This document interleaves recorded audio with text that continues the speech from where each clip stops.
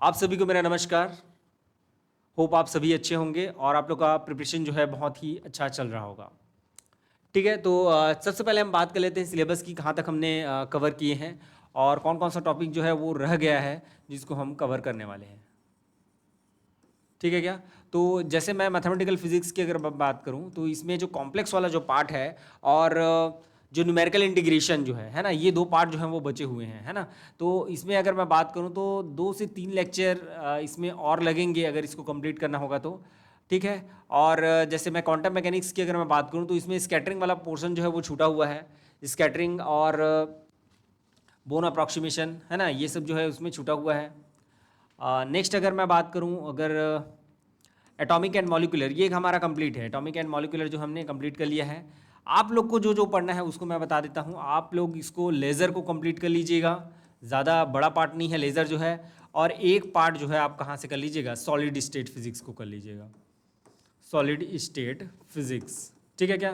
तो जो मैंने आप लोग को नोट्स प्रोवाइड किए हैं, है ना, शॉर्ट नोट्स जो है मैंने प्रोवाइड किए हैं ऐप के थ्रू, तो उसमें जो है आप ये दोनों पार्ट को वहाँ उस नोट से जो है आसानी से कर सकते हैं, कोई दिक्कत वाली बात नहीं है।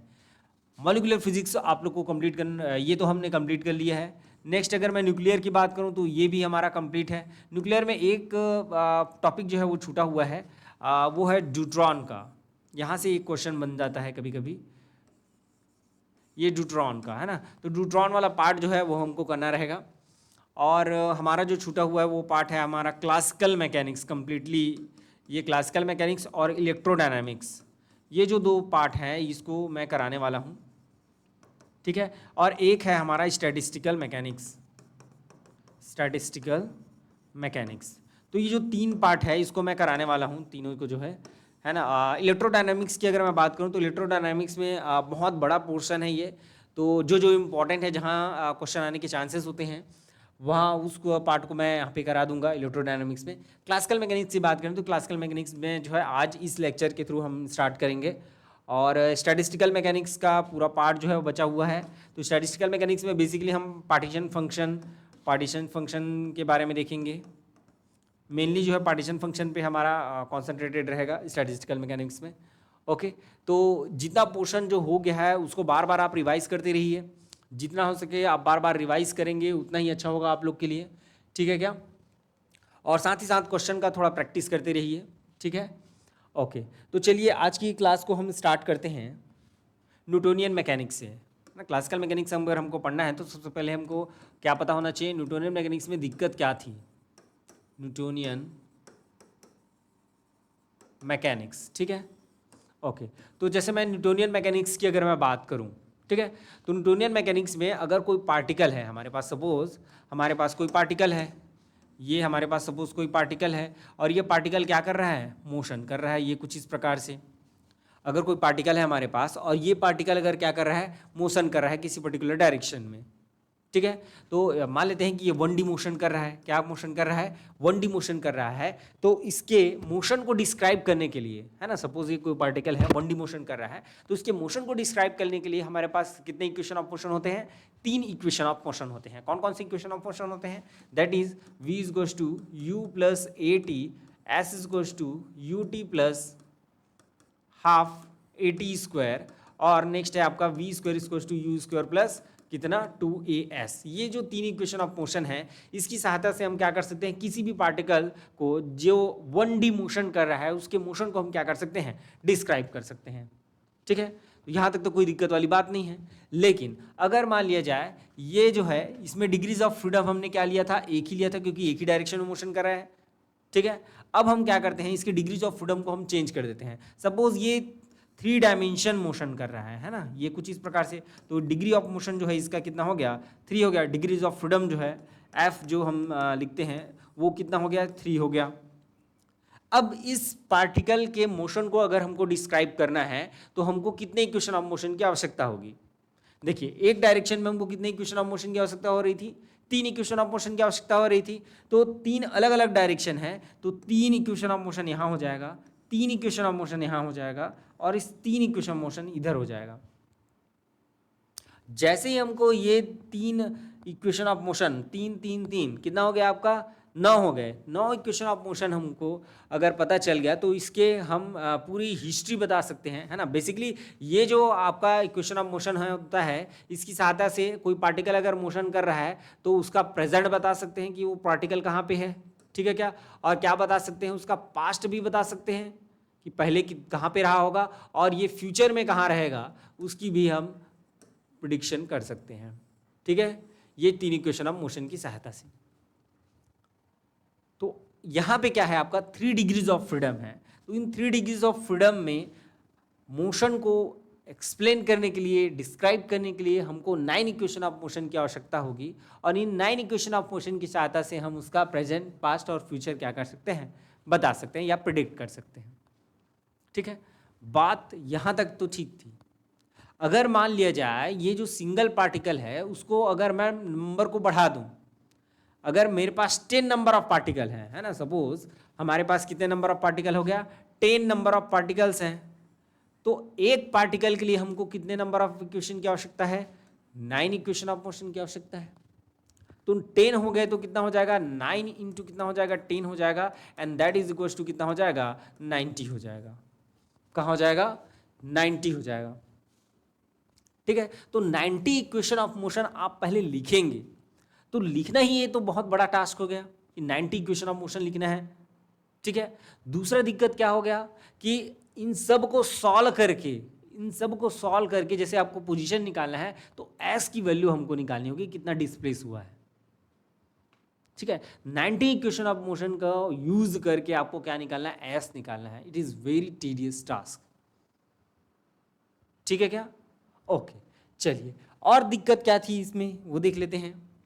यहाँ पे दिक्कत ये थी कि यहाँ पे जो हम फोर्स लेते थे, है ना, एक्चुअल में हम क्या लेते थे कि जैसे कोई हमारे पास कोई ऑब्जेक्ट है ना, ये कोई ऑब्जेक्ट है, अब इस पे कौन कौन से प्रकार के फोर्स लग रहे हैं उसको हम क्या करते थे, बैलेंस करते थे, और बैलेंस करके हम क्या बनाते थे, डिफरेंशियल इक्वेशन बनाते थे, और डिफरेंशियल इक्वेशन को सॉल्व करके हम क्या करते थे, वो जो पोजीशन जो हमको चाहिए रहता है ना, हमको क्या चाहिए रहता है, इसमें एक्स टी चाहिए रहता है कि टाइम के साथ हमारा जो पोजीशन है वो कैसे क्या वेरी कर रहा है, ठीक है। तो ये हमको चाहिए, तो हम पहला काम क्या करते हैं कि कोई सपोज अगर कोई बॉडी है तो उस बॉडी पे कौन कौन से फोर्सेस लग रहे हैं उसको हम बैलेंस करके क्या बनाते हैं, डिफरेंशियल इक्वेशन बनाते हैं, ठीक है। अब डिफरेंशियल इक्वेशन अगर हमारे पास आ गया तो हम क्या निकाल लेते हैं, ये पोजीशन निकाल लेते हैं, और अगर पोजीशन हमारे पास है तो सिंगल डेरिवेटिव इसका क्या होता है, हमारा वेलोसिटी होता है।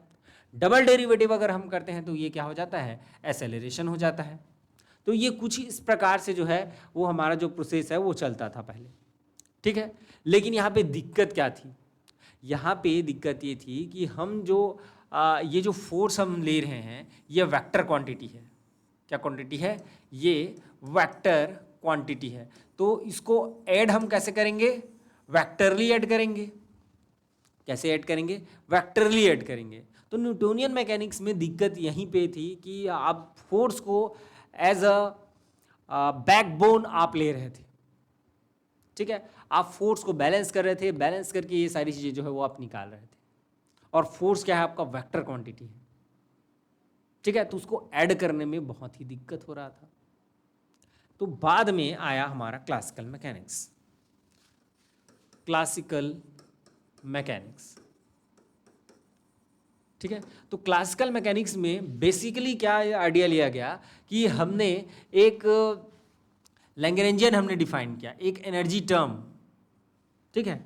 वहाँ पे हम बैकबोन किसको ले रहे थे, फोर्स को ले रहे थे, और यहाँ पे हम किसको लेंगे, दैट इज एल लैग्रेंजियन, है ना, इसको क्या बोलते हैं हम, लैग्रेंजियन, जो कि क्या होता है आपका एनर्जी टर्म होता है। क्या होता है, which represents the energy of the system, and L is to होता है आपका कितना, टी माइनस वी, कितना होता है आपका, T minus V, that is kinetic energy minus potential energy,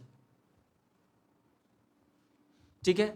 साथ ही साथ हम बाद में, है ना, ये जो हमारा एल जो होता था ये किसका किसका फंक्शन होता था, q dot and t, generalised coordinate, generalised momenta, और सॉरी जनरलाइज्ड वेलोसिटी एंड और टाइम, इसका फंक्शन होता था, ठीक है। लेकिन बाद में हमारा आया हैमिल्टोनियन, जिसमें हमने कहा कि भैया हमारा जो एनर्जी टर्म है that is nothing but T plus V, और ये जो हमारा एच जो फंक्शन होता है that is q p t, ये पूछा जा सकता है ना, ये किसके किसका फंक्शन होता है। क्लियर है क्या? ओके चलिए, तो अब यहाँ पे क्लासिकल मैकेनिक्स में सिस्टम को हमको अगर डिस्क्राइब करना है तो उसके लिए हम क्या यूज़ करते हैं, फेस ट्रजेक्टरी यूज़ करते हैं, या बोल सकते हैं फेस स्पेस का कॉन्सेप्ट आया, फेस स्पेस का कॉन्सेप्ट आया। और फेस स्पेस में हम बेसिकली क्या करते हैं, P versus Q trajectory draw करते हैं। ये कुछ इस प्रकार से, सपोज कोई डायनेमिकल सिस्टम है जिसका मोशन कुछ इस प्रकार से हो रहा है, तो यहाँ पे फेस स्पेस पे जो सिंगल पार्टिकल होगा, ये जो सिंगल पार्टिकल यहाँ पे हमको मिलेगा, है ना, सिंगल पॉइंट बोल सकते हैं, फेस स्पेस में जो सिंगल पॉइंट होगा वो क्या करेगा, पूरे होल सिस्टम को क्या करेगा, रिप्रेजेंट करेगा। ठीक है, single point explain the whole system. ठीक है क्या? ओके चलिए, तो इनिशियल तौर पे इतना ही जानकारी रखते हैं, आगे हम बढ़ते हैं क्लासिकल मैकेनिक्स को हम चालू करते हैं डिग्रीज ऑफ फ्रीडम से। Degrees of freedom,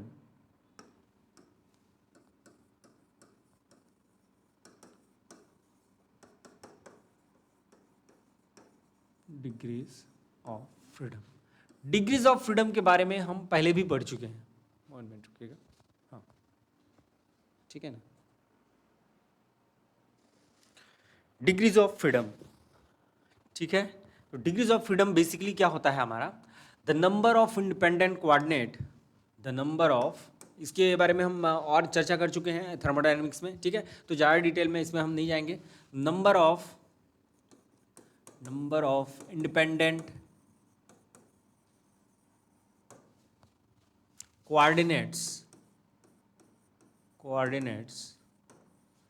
required to explain the dynamical system।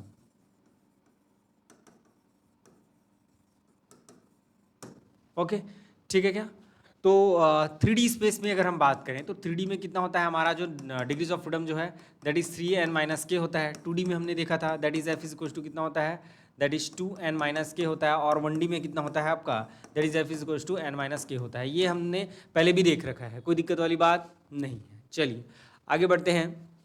जैसे डायनामिक मॉलिक्यूल की अगर मैं बात करूँ, है ना, जैसे हमारे पास सिंगल मोनोटॉमिक एटम है, सपोज सिंगल मोनोटॉमिक एटम है ना, सिंगल एटम है हमारे पास, तो सिंगल एटम किधर किधर मोशन कर सकता है, कहाँ कहाँ मोशन कर सकता है, तो ये आपका इसका डिग्रीज ऑफ फ्रीडम जो होगा वो कितना होगा, 3 होगा। ये 3 डायरेक्शन में एक्स वाई और जेड डायरेक्शन में क्या कर सकता है, मोशन कर सकता है। तो उसका डिग्रीज ऑफ फ्रीडम कितना हो जाएगा आपका, 3 हो जाएगा। कितना हो जाएगा, 3 हो जाएगा। साथ ही साथ अगर मैं ये किसकी बात हो गई, मोनोटॉमिक मॉलिक्यूल की बात हो गई, किसकी बात हो गई, मोनोटॉमिक मॉलिक्यूल की बात हो गई।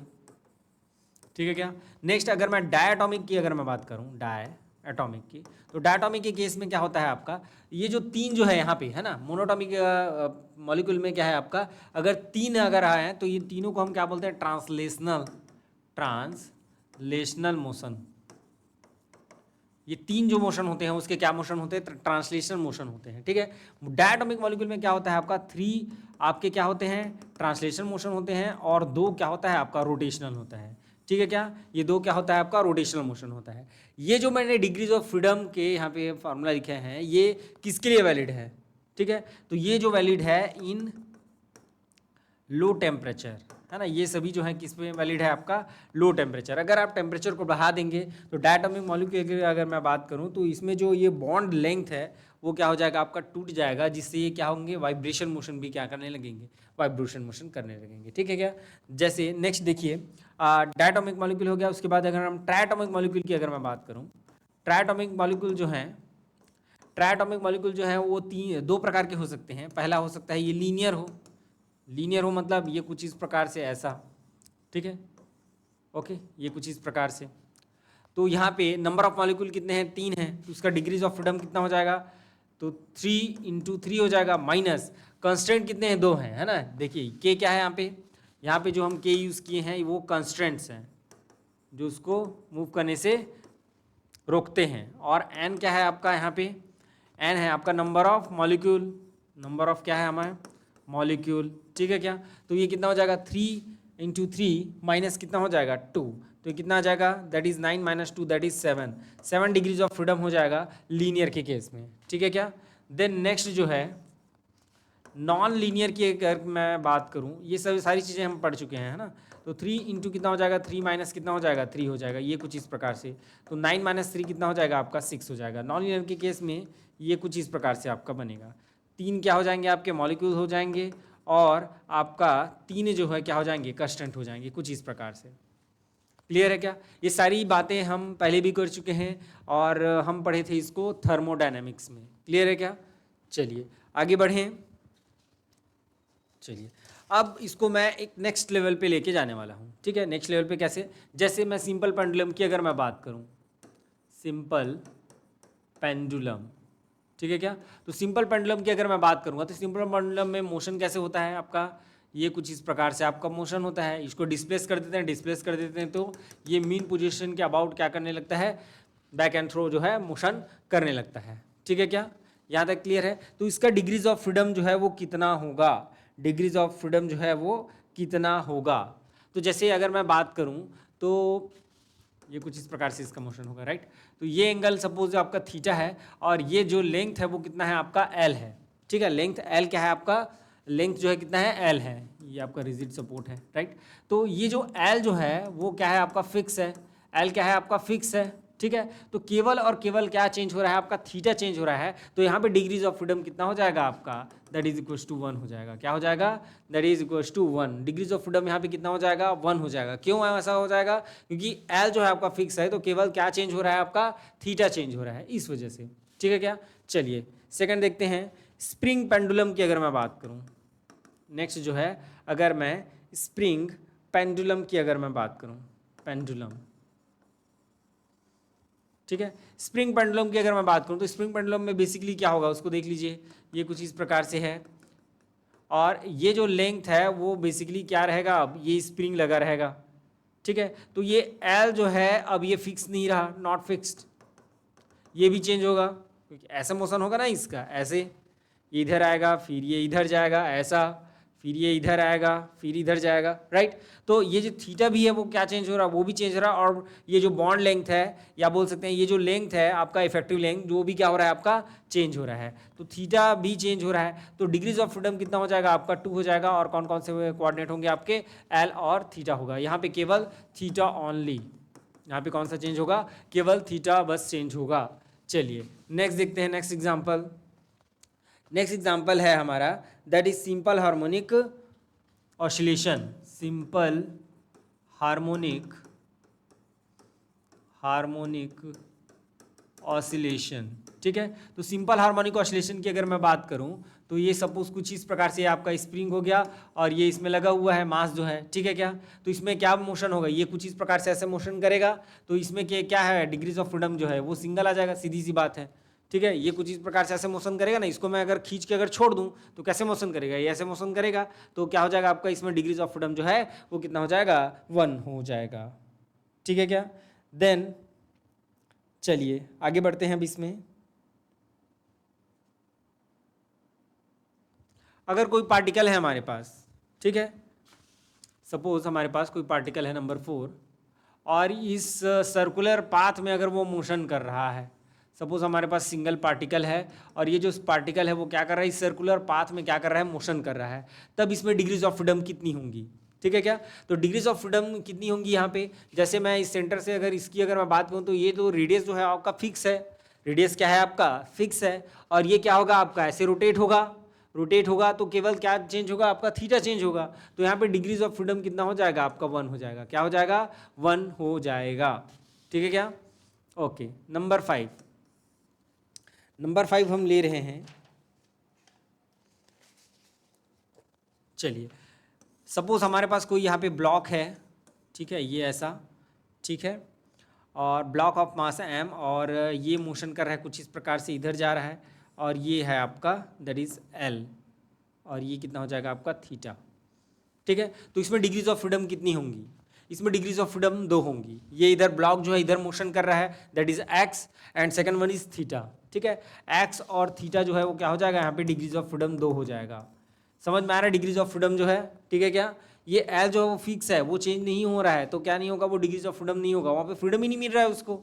ठीक है, वो तो फिक्स है आपका, उसको फ्रीडम ही नहीं मिल रहा है, तो डिग्रीज ऑफ फ्रीडम में काउंट होगा क्या, नहीं काउंट होगा। ठीक है क्या यहाँ तक? चलिए आगे बढ़ें, चलिए आगे बढ़ते हैं। नेक्स्ट नंबर 6, अगर मैं डबल पेंडुलम की अगर बात करूं, डबल पेंडुलम, ठीक है, तो डबल पेंडुलम की अगर बात करूं तो डबल पेंडुलम कैसे बनता है आपका, ये कुछ इस प्रकार से आपका, ये आपका एक हो गया और यहीं से कनेक्टेड हमारा जो है वो दूसरा रहेगा, ये कुछ इस प्रकार से। तो ये आपका θ1 हो गया, ये आपका θ2 हो गया, ये आपका L2 हो गया, ये आपका L1 हो गया।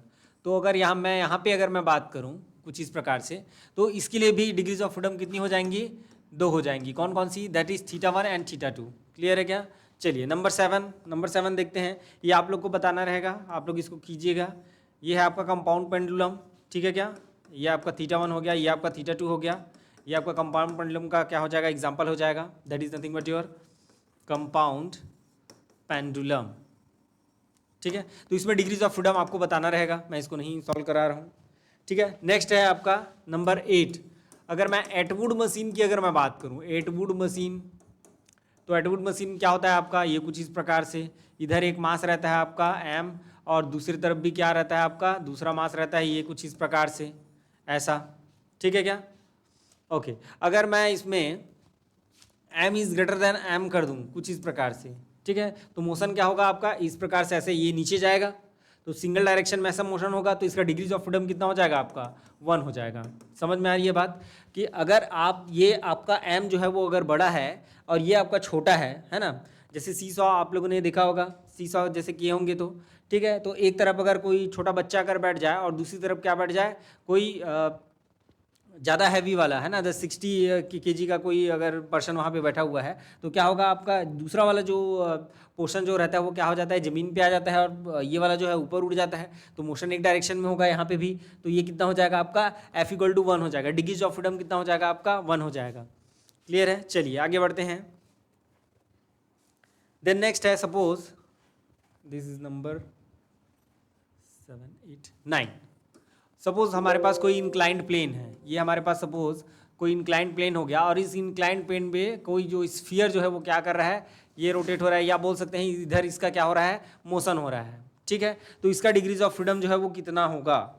ठीक है, तो डिग्रीज ऑफ फ्रीडम यहाँ पे देखेंगे, जैसे मैं इस थीटा की अगर मैं बात करूँ, यहाँ पे थीटा और इसका यहाँ पर से डायरेक्शन, ये इसका डायरेक्शन चेंज होगा और ये थीटा चेंज होगा क्या आपका, ये थीटा क्या है आपका यहाँ पे फिक्स है, ये थीटा जो है यहाँ पे कितना है, फिक्स है, तो यहाँ पे जो x जो है केवल x आप बस आपका क्या होगा यहाँ पे चेंज होगा, तो केवल डिग्रीज ऑफ फ्रीडम जो है x के कारण आएगा, जो कि क्या हो जाएगा, 1 हो जाएगा, that is degrees of freedom is equal to 1 हो जाएगा। दैट इज नेक्स्ट नंबर 10 की अगर मैं बात करूँ, जैसे मैं स्प्रिंग की अगर मैं बात करूँ कुछ इस प्रकार से, ठीक है क्या, स्प्रिंग में ये कोई मास है आपका और इसको मैंने इसको पकड़ के मैंने ऐसा डिस्प्लेस किया, डिस्प्लेस करने के बाद इसको छोड़ दिया, तब क्या होगा आपका, ये कुछ इस प्रकार से ऐसा मोशन करेगा। ठीक है क्या, ऐसा मोशन होगा, तो यहाँ पे भी आपका डिग्रीज ऑफ फ्रीडम कितना हो जाएगा, 1 हो जाएगा। चलिए और कोई एग्जांपल देख लेते हैं।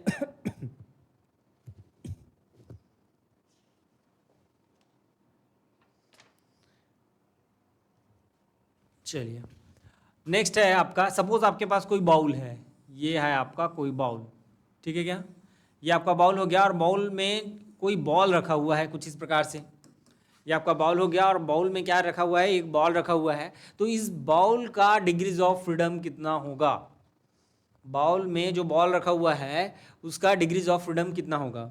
ठीक है, तो क्या क्या इसमें हो सकता है आपका, ये आपका सेंटर है, सेंटर से इसका डिस्टेंस जो है वो हमेशा क्या रहेगा, फिक्स रहेगा। ठीक है, वो सरफेस पे ही मूव करेगा, ठीक है, ऐसे हवा में तो मूव नहीं करेगा, तो सरफेस पे मूव करेगा, तो उसका रेडियस जो है वो क्या हो जाएगा आपका, फिक्स हो जाएगा। तो यहाँ पे कौन कौन सा एंगल चेंज होगा आपका, थीटा एंगल चेंज होगा, जैसे ऊपर नीचे।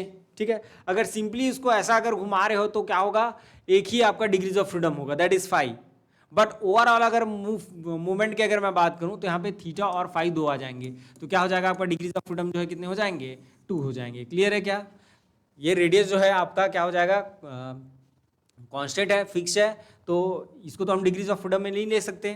ठीक है, तो ये तो थीटा में ऐसा ऊपर नीचे मोशन कर सकता है और दूसरा क्या कर सकता है आपका, ये राउंड वाला मोशन कर सकता है, जिसको हम 5 से डिनोट करते हैं। क्लियर है क्या? चलिए आगे देखते हैं हम कंस्ट्रेंट्स के बारे में। कंस्ट्रेंट्स,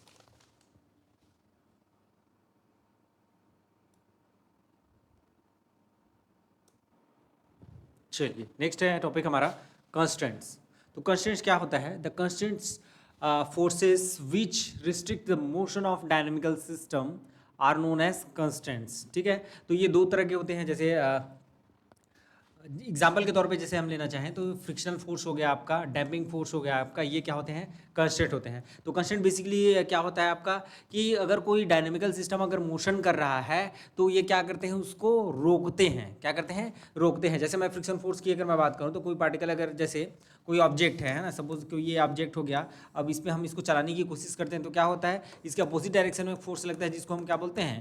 फ्रिक्शन कहते हैं। क्या कहते हैं? फ्रिक्शन कहते हैं। तो ये जो फ्रिक्शन फोर्स है वही क्या होगा? आपका कंस्टेंट होगा। ठीक है क्या?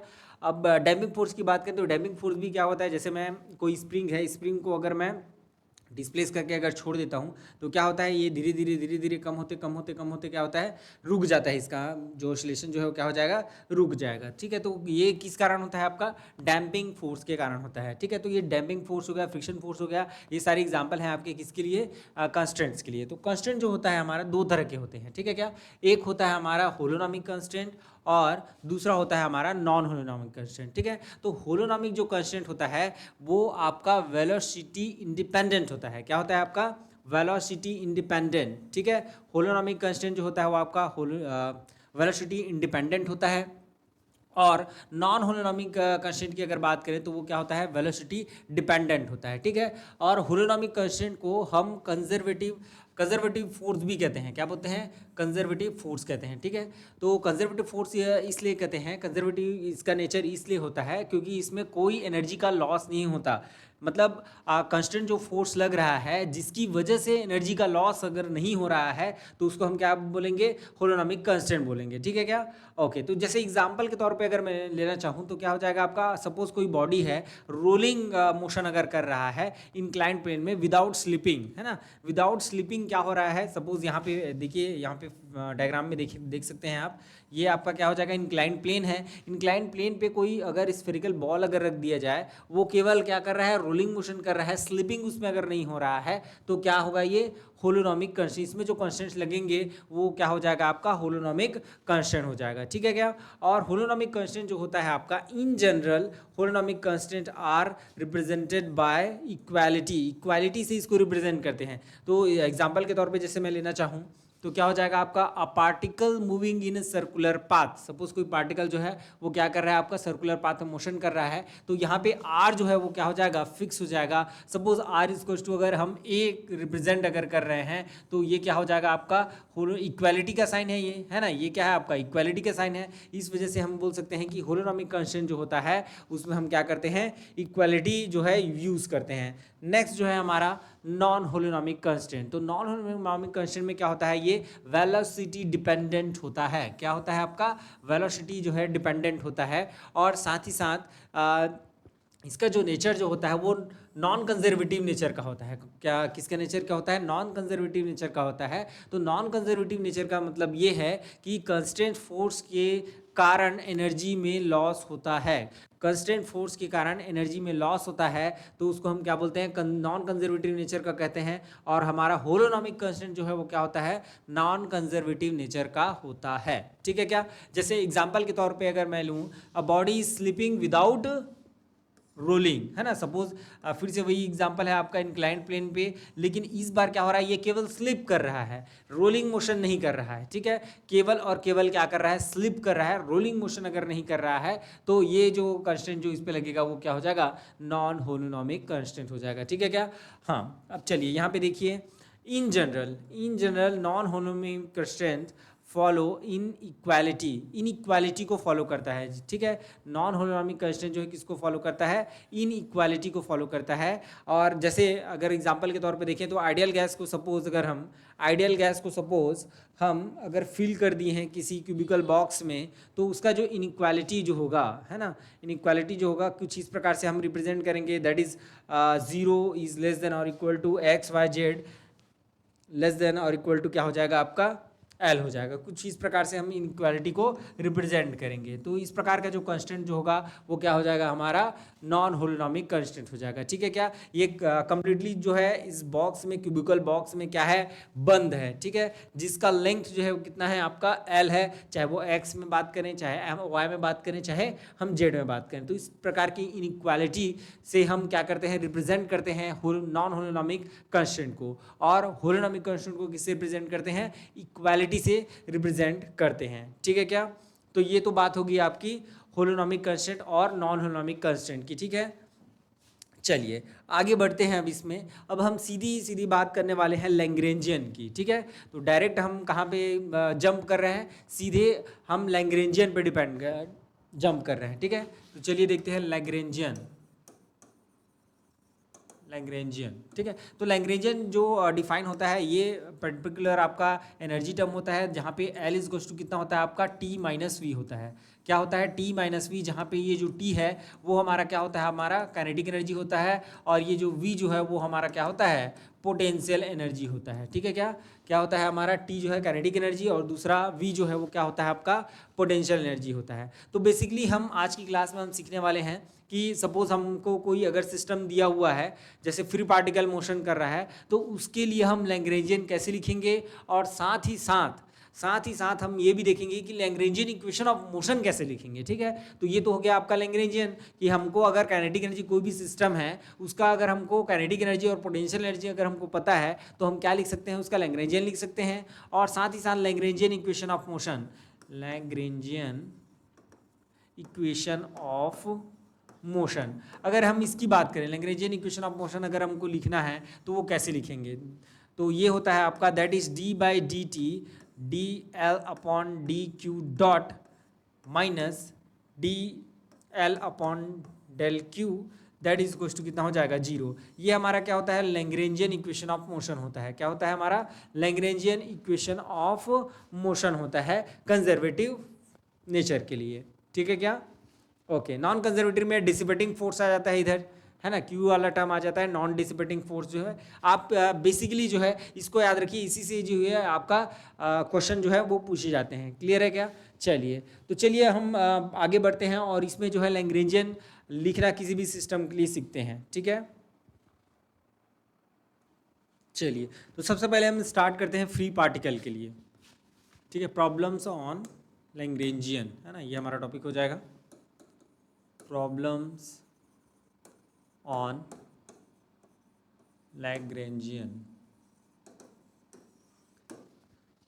ठीक है, तो पहला देख लेते हैं हम फ्री पार्टिकल के लिए, फ्री पार्टिकल। ठीक है, तो सपोज कोई पार्टिकल जो है अगर फ्री है तो इसका जो हमारा काइनेटिक एनर्जी जो होगा that is T is goes to कितना हो जाएगा, हाफ एम, कितना हो जाएगा आपका, half m v x square plus half m, free particle है तो 3 डिग्रीज ऑफ फ्रीडम होंगी, तो कितना हो जाएगा आपका half m v x square. ये क्या हो जाएगा आपका एक्स डायरेक्शन के लिए, ये आपका हो जाएगा वाई डायरेक्शन के लिए, और तीसरा क्या हो जाएगा आपका जेड डायरेक्शन के लिए, ये क्या हो जाएगा आपका जेड हो जाएगा।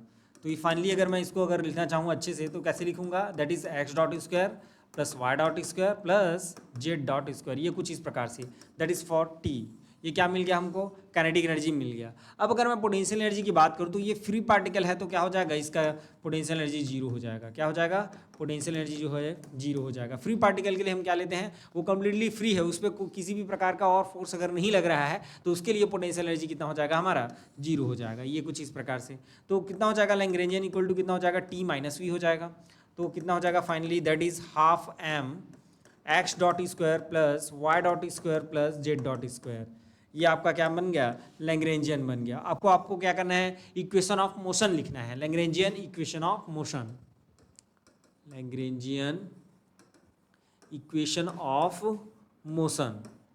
लैग्रेंजियन इक्वेशन ऑफ मोशन की अगर हम बात करें तो हमको क्या लिखना रहता है, देख लीजिए एक बार, that is d by d t delta L upon delta q dot minus delta L upon delta q, that is equals to कितना होता है आपका, जीरो होता है। ये आपका लैग्रेंजियन इक्वेशन होता है। ठीक है, अब जैसे मैं एक्स डायरेक्शन के लिखूंगा, है ना, इसमें देखिए एक्स डायरेक्शन के लिए अलग लिखेंगे, वाई डायरेक्शन के लिए अलग लिखेंगे और जेड डायरेक्शन के लिए हम अलग अलग लिखेंगे, है ना। तो जैसे मैं एक्स की अगर मैं बात करूं, ठीक है, तो ये कैसा हो जाएगा आपका लैग्रेंजियन इक्वेशन ऑफ मोशन जो है, d by d t delta L upon del x dot minus del L upon कितना हो जाएगा, del x, that is equal to कितना हो जाएगा आपका, जीरो हो जाएगा। अब उसको रख दीजिए वहाँ पे। सबसे पहले आपको क्या निकालना रहेगा, delta L upon delta x dot, तो ये कितना हो जाएगा आपका, दैट इज हाफ एम और इंटू कितना हो जाएगा, 2x डॉट हो जाएगा। बाकी सब क्या टर्म जो है वो कितना हो जाएगा आपका, जीरो हो जाएगा। तो ये 2 और 2 आपका कैंसिल हो गया, तो कितना बचा आपका, एम एक्स डॉट बचा। और साथ ही साथ इसमें अगर मैं delta L upon delta x की अगर मैं बात करूँ तो ये तो आपका जीरो है, तो डायरेक्ट कितना हो जाएगा, जीरो हो जाएगा। तो फाइनल इक्वेशन ऑफ मोशन जो है वो कितना हो जाएगा, that is d by d t x dot m x dot, that is minus equals to कितना हो जाएगा आपका, जीरो हो जाएगा। देन फाइनली अगर मैं बात करूँ तो m x double dot equal to कितना हो जाएगा, जीरो हो जाएगा। तो फाइनली अगर मैं बात करूँ तो x double dot equal to कितना हो जाएगा आपका, जीरो हो जाएगा। ये फ्री पार्टिकल के लिए आपका क्या होता है, इक्वेशन ऑफ मोशन होता है एक्स डबल डॉट। अब अगर आप यहाँ से चाहें तो आप पोजिशन निकाल सकते हैं। कैसे निकालेंगे, देखिए पोजिशन कैसे निकालेंगे।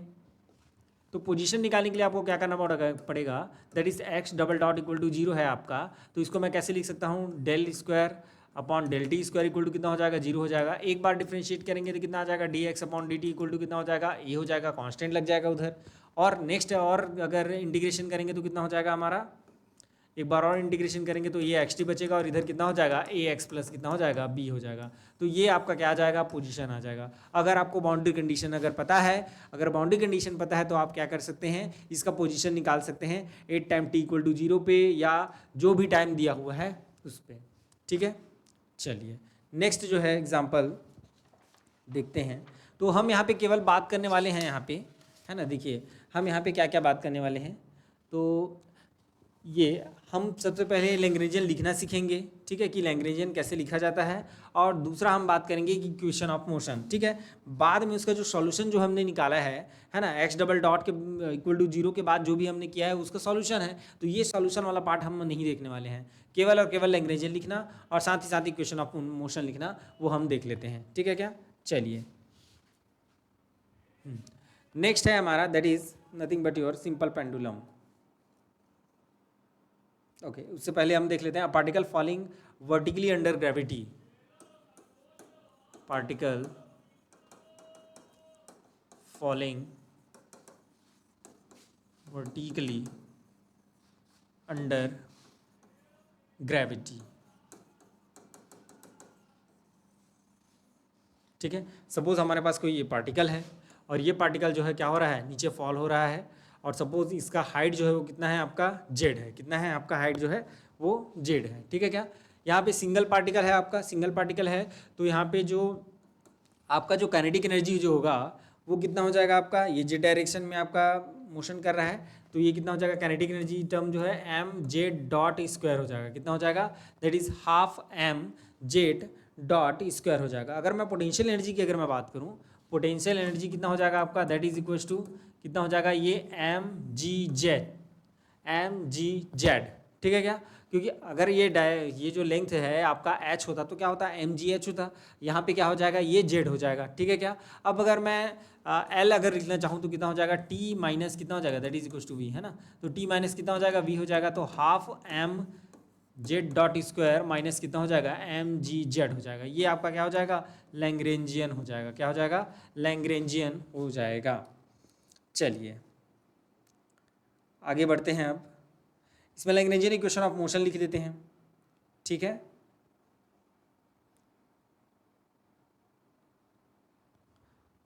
ओके चलिए, लैग्रेंजियन इक्वेशन ऑफ मोशन,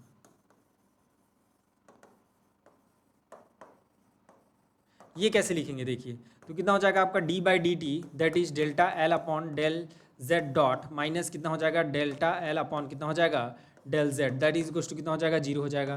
तो डी बाई डी टी, ठीक है, जेड डॉट के टर्म में अगर करोगे तो कितना हो जाएगा आपका, यहाँ पे हाफ हाफ कैंसिल हो जाएगा, कितना आ जाएगा देख लीजिए, हाफ एम और 2 इंटू जेड डॉट आ जाएगा, ठीक है, माइनस इसमें कितना आ जाएगा, डेल, एक बार ध्यान से देख लीजिए, इसका कितना हो जाएगा आपका, जीरो हो जाएगा। और उस वाले में पार्ट में कितना आ जाएगा, माइनस एम जी और जेड का कितना हो जाएगा 1 हो जाएगा। तो ये कुछ इस प्रकार say that is equal to कितना हो जाएगा आपका 0 हो जाएगा। अब इसको आप देखेंगे तो ये दोनों तो कैंसिल हो जाएगा। फिर आगे की अगर मैं बात करूँ तो कितना हो जाएगा m इंटू कितना हो जाएगा जेड डबल डॉट हो जाएगा, कितना हो जाएगा जेड डबल डॉट हो जाएगा, और माइनस माइनस क्या हो जाएगा आपका प्लस हो जाएगा, प्लस m इंटू जी हो जाएगा that is equal to 0। m और m आपका कैंसिल हो गया तो z double dot plus g equal to कितना हो जाएगा 0। देन फाइनली अगर हम देखें तो z double dot equal to कितना हो जाएगा that is equal to minus g. ठीक है क्या, यहाँ तक क्लियर है? इसको ध्यान से देखिए कैसे बन रहा है।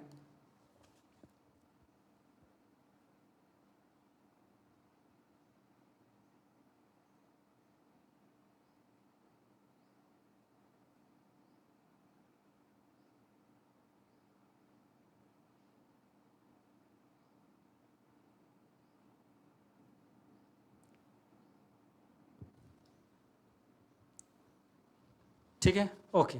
चलिए अब यहाँ पे एक इम्पॉर्टेंट चीज़ आपको देखना है, वो क्या देखना है कि यहाँ पे देखिए पोटेंशियल एनर्जी जो होता है हमारा, है ना, ये जो पोटेंशियल एनर्जी जो होता है ये किस पे डिपेंड करता है? रेफरेंस पॉइंट पे डिपेंड करता है। किस पे डिपेंड करता है? रेफरेंस पॉइंट पे डिपेंड करता है। जैसे मैं इस पर्टिकुलर डेरिवेशन में अगर मैं बात करूं तो इस पर्टिकुलर डेरिवेशन में हमने ग्राउंड को, है ना, इस पर्टिकुलर पॉइंट को, ग्राउंड को हमने क्या माना है यहाँ पे? रेफरेंस पॉइंट माना है, जिसकी वजह से कितना आया है ये? That is m g z आया है। ठीक है, प्लस एम जी जेड आया है क्योंकि हमने ग्राउंड को यहाँ पे क्या माना है? रेफरेंस पॉइंट माना है। अगर मैं रेफरेंस पॉइंट चेंज कर दूं तो क्या लैग्रेंजियन जो है वो चेंज हो जाएगा?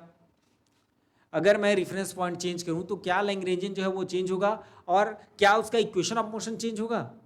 ठीक है, उसको देख लेते हैं। तो अगर मैं रेफरेंस पॉइंट जो है यहाँ पे, अगर रेफरेंस पॉइंट अगर रूफ को मानूं, सपोज ये रूफ से हम इसको गिरा रहे हैं, तो रूफ को अगर मैं, ये हमारा रेफरेंस पॉइंट अगर हो गया सपोज रेफरेंस पॉइंट, ठीक है, तो इस कंडीशन में ये अभी भी जेड है। ठीक है, तो इस कंडीशन में जो पोटेंशियल जो होगा वो कितना हो जाएगा आपका? माइनस जे एम जी जेड हो जाएगा। कितना हो जाएगा? माइनस एम जी जेड हो जाएगा। ठीक है, क्योंकि हमने इसको रूफ को माना है। रूफ को क्या मार रहे हैं यहाँ पे? हम रेफरेंस पॉइंट मार रहे हैं, तो क्या हो जाएगा ये? माइनस जी जेड हो जाएगा, क्योंकि ये आपका ग्राउंड लेवल है। ठीक है, तो ये यहाँ पे नीचे आएगा तो कितना हो जाएगा? माइनस जी जेड हो जाएगा। और इस कंडीशन में ग्राउंड लेवल को हमने क्या माना था? ग्राउंड लेवल को हमने क्या माना था? यहाँ पे हमने रेफरेंस पॉइंट ग्राउंड को लिया था, और यहाँ पे हम क्या ले रहे हैं? रेफरेंस पॉइंट रूफ को ले रहे हैं। रूफ को ले रहे हैं तो ये कितना हो जाएगा? V equal to minus g z हो जाएगा। और आप इस कंडीशन में देखें तो कितना हो जाएगा? एम जी जेड ही बस है। ठीक है क्या? अब यहाँ पे अगर मैं लैग्रेंजियन की अगर मैं बात करूँ तो लैग्रेंजियन जो है कितना हो जाएगा? टी माइनस वी हो जाएगा। तो that is half m z dot square minus minus minus कितना हो जाएगा? प्लस हो जाएगा एम जी जेड। तो लैग्रेंजियन में तो डेफिनेटली अंतर आता है। लैग्रेंजियन में देखेंगे आप डेफिनेटली ये क्या हो रहा है? लैग्रेंजियन जो है चेंज हो रहा है। लेकिन अगर हम इक्वेशन ऑफ मोशन की अगर हम बात करें, है ना, सपोज अगर मैं इक्वेशन ऑफ मोशन की अगर मैं बात करूं, इक्वेशन ऑफ मोशन की, तो ये कितना हो जाएगा आपका? दैट इज, मैं डायरेक्ट लिख रहा हूँ, that is d by d T. और ये कितना हो जाएगा आपका? ये टू टू कैंसिल हो जाता है, क्या बचता है? एम जेड डॉट बचता है, और यहाँ पे माइनस जीरो हो जाता है, सॉरी यहाँ पे कितना आ जाएगा? जेड आ जाएगा। ओके, माइनस एम जी, और ये क्या क्या हो जाएगा? जेड का कितना हो जाएगा? 1 हो जाएगा। तो ये एम जी बस बचेगा, दैट इज इक्वल टू कितना हो जाएगा? 0 हो जाएगा। तो ये अगर यहाँ पे बात करें तो m z double dot that is minus m g equal to कितना हो जाएगा? 0 हो जाएगा। ये दोनों अगर हम कैंसिल कर दें, ये दोनों अगर हम यहाँ पे कैंसिल कर दें तो क्या बच जाएगा आपका? That is z dot equal to कितना हो जाएगा? That is z dot equals to कितना हो जाएगा आपका? माइनस माइनस कितना हो जाएगा यहाँ पे? प्लस हो जाएगा। ये कुछ इस प्रकार से।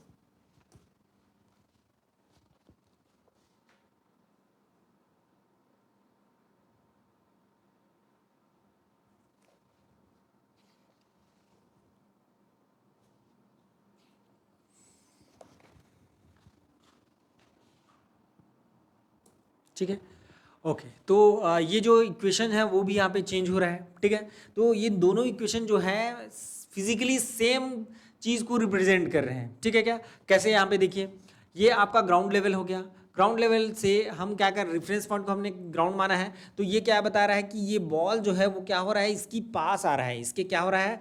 पास आ रहा है, और इसमें क्या बता रहा है आपका, ये जो है इससे दूर जा रहा है, ठीक है क्या। इस वजह से ये जो इक्वेशन जो है वो क्या हुए हैं, चेंज हुए हैं। इक्वेशन जो है वो क्या कैसे चेंज हुए हैं, एक में ये बता रहा है कि इसके पास आ रहा है, और दूसरे में क्या बता रहा है, ये इससे क्या हो रहा है, दूर जा रहा है। रेफरेंस पॉइंट से ये दूर जा रहा है, इस वजह से z double dot equal to g आ रहा है। और अगर इस वाले केस में अगर हम बात करें तो इस वाले केस में क्या हो रहा है आपका, z double dot equal to minus g आ रहा है, जो कि क्या बता रहा है कि आपका जो ये जो बॉल है वो क्या हो रहा है, ग्राउंड की ओर आ रहा है, come near to the ground, ठीक है क्या।